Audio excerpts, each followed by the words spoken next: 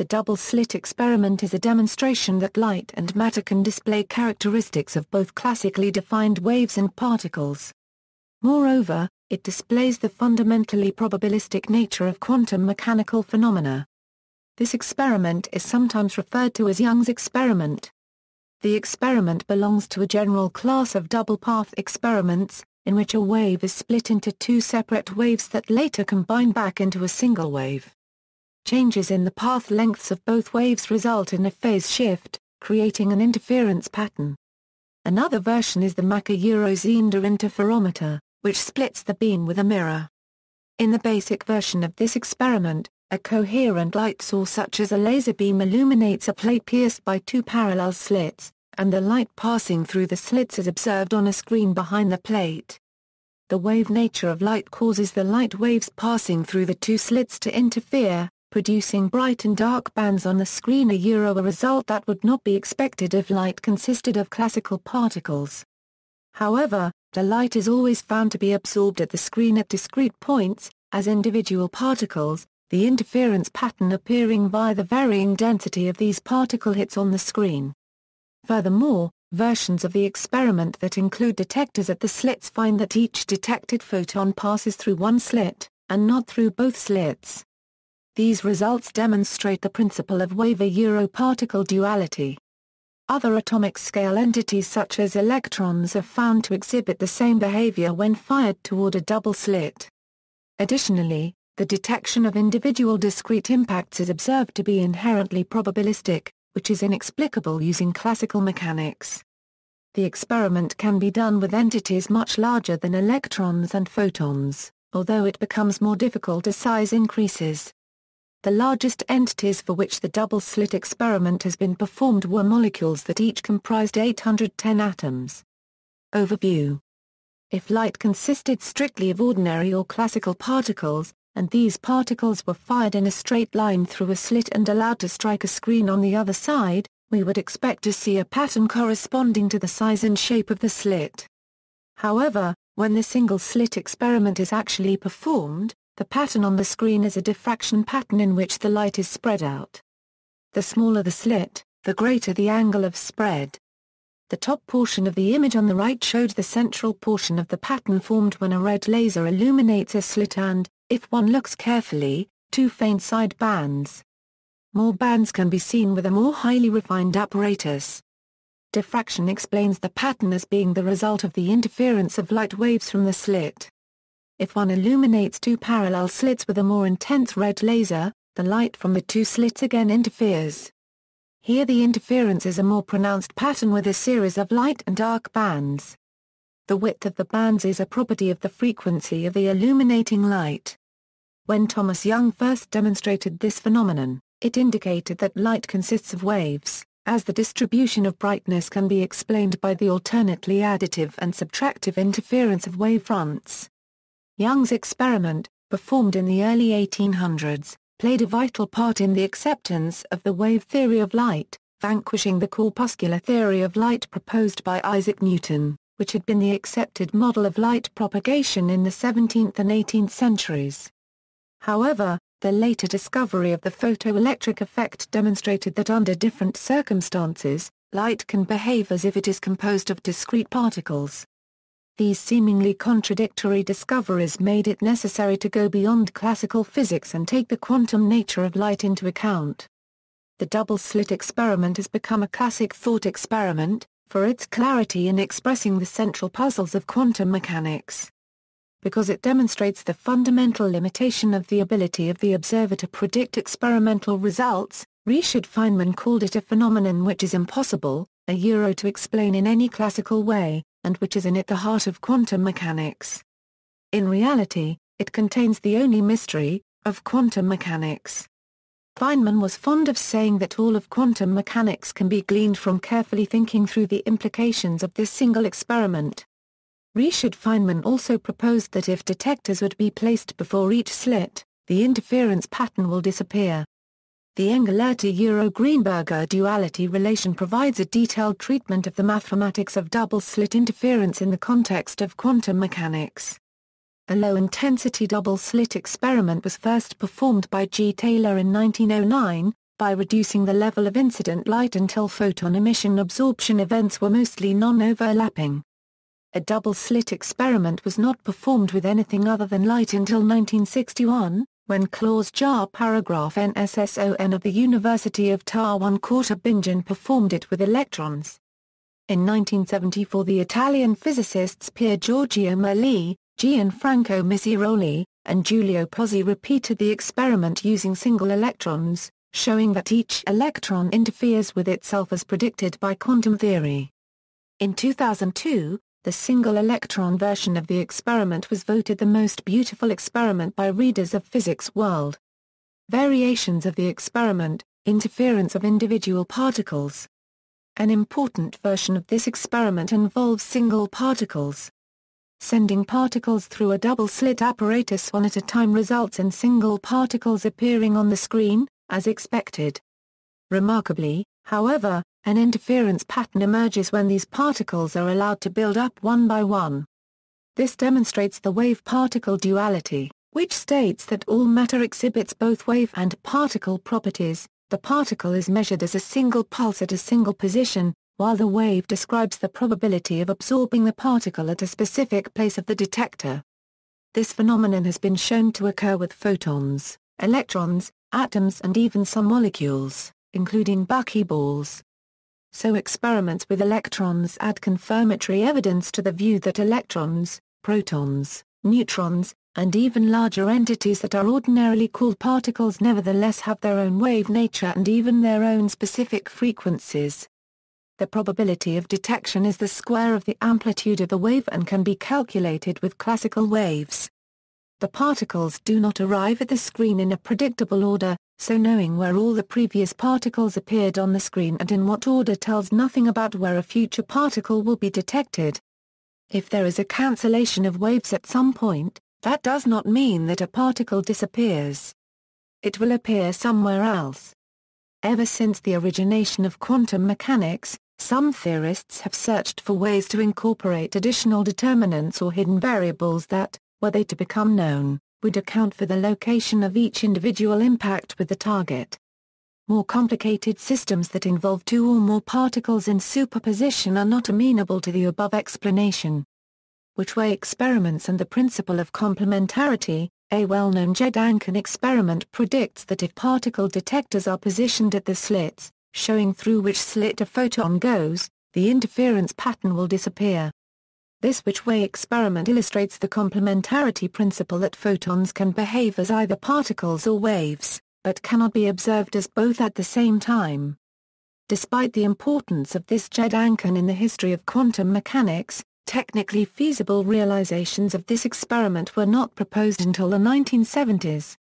Currently, multiple experiments have been performed illustrating various aspects of complementarity. An experiment performed in 1987 produced results that demonstrated that information could be obtained regarding which path a particle had taken without destroying the interference altogether. This showed the effect of measurements that disturbed the particles in transit to a lesser degree and thereby influenced the interference pattern only to a comparable extent. In other words, if one does not insist that the method used to determine which slit each photon passes through be completely reliable, one can still detect an interference pattern. Delay choice and quantum eraser variations. Wheeler's delay choice experiments demonstrate that extracting which path information after a particle passes through the slits can seem to retroactively alter its previous behavior at the slits. Quantum eraser experiments demonstrate that wave behavior can be restored by erasing or otherwise making permanently unavailable the which path information. A simple do-it-at-home demonstration of the quantum eraser phenomenon was given in an article in Scientific American. If one sets polarizers before each slit with their axes orthogonal to each other, the interference pattern will be eliminated. The polarizers can be considered as introducing which path information to each beam. Introducing a third polarizer in front of the detector with an axis of 45 degree relative to the other polarizers erases this information, allowing the interference pattern to reappear. This can also be accounted for by considering the light to be a classical wave, and also when using circular polarizers and single photons. Implementations of the polarizers using entangled photon pairs have no classical explanation.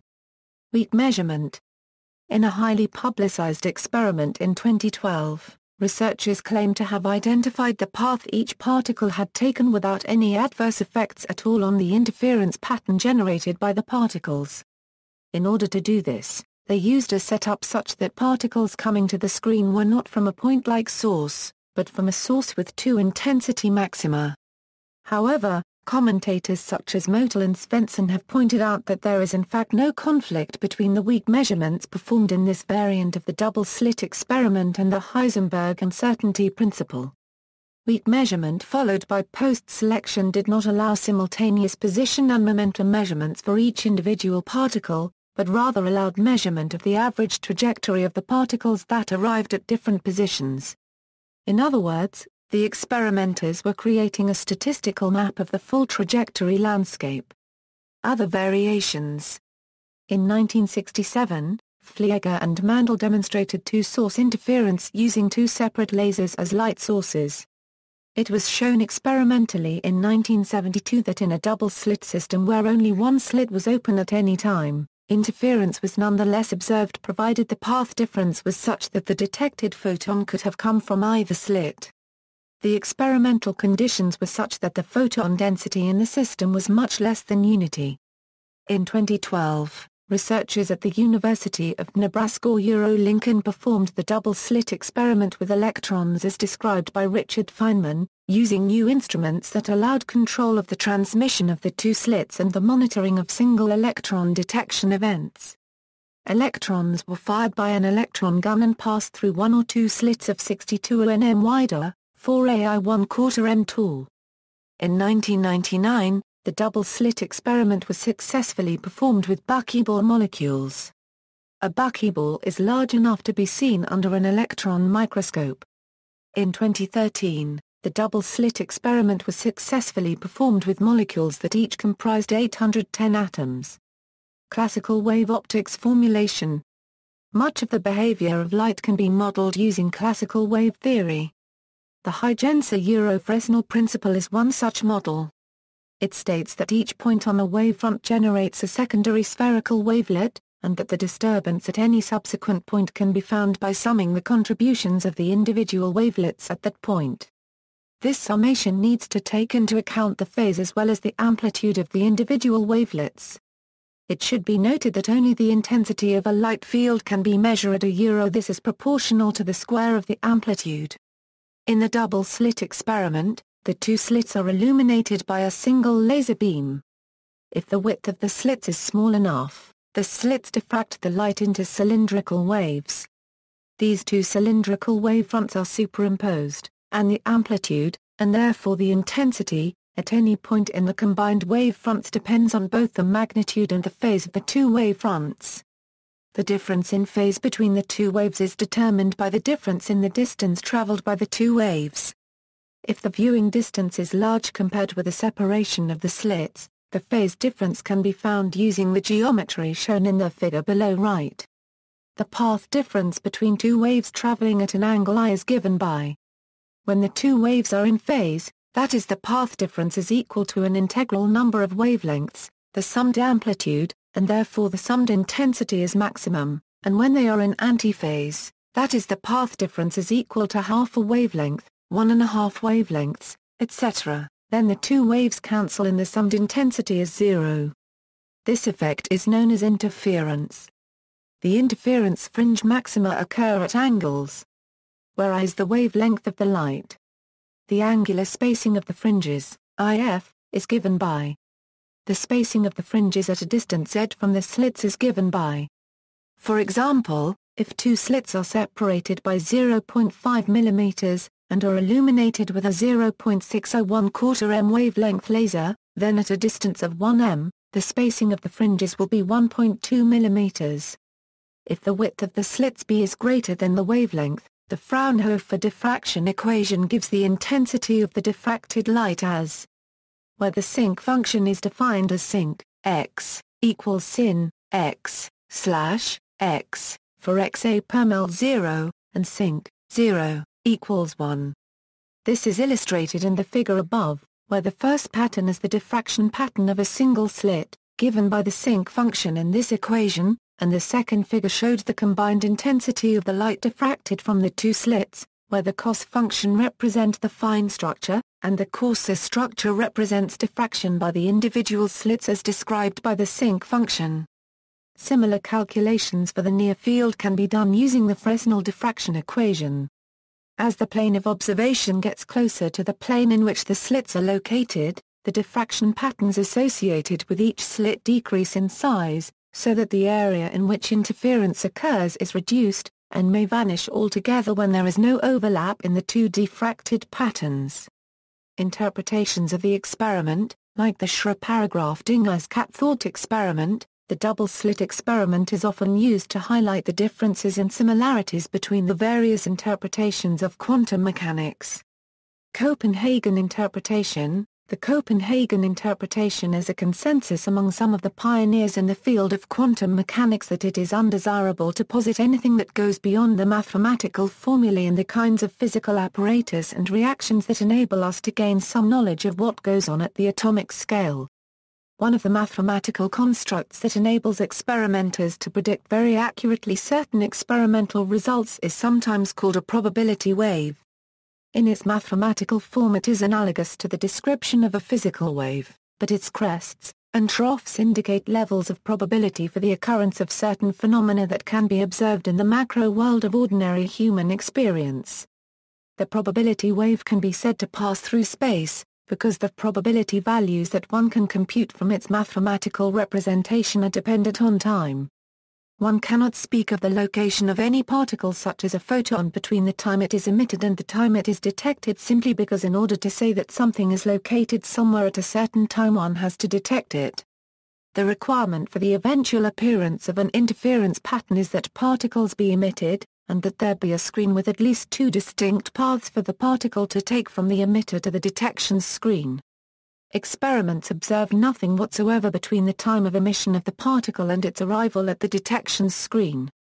If a ray tracing is next made as if a light wave is wide enough to take both paths, then that ray tracing will accurately predict the appearance of maxima and minima on the detector screen when many particles pass through the apparatus and gradually paint the expected interference pattern. Path integral formulation. The Copenhagen interpretation is similar to the path integral formulation of quantum mechanics provided by Feynman. The path integral formulation replaces the classical notion of a single, unique trajectory for a system, with the sum over all possible trajectories. The trajectories are added together by using functional integration. Each path is considered equally likely, and thus contributes the same amount. However, the phase of this contribution at any given point along the path is determined by the action along the path. All these contributions are then added together, and the magnitude of the final result is squared, to get the probability distribution for the position of a particle. As is always the case when calculating probability, the results must then be normalized by imposing. To summarize, the probability distribution of the outcome is the normalized square of the norm of the superposition, over all paths from the point of origin to the final point, of waves propagating proportionally to the action along each path. The differences in the cumulative action along the different paths produces the interference pattern observed by the double-slit experiment. Feynman stressed that his formulation is merely a mathematical description, not an attempt to describe a real process that we can measure.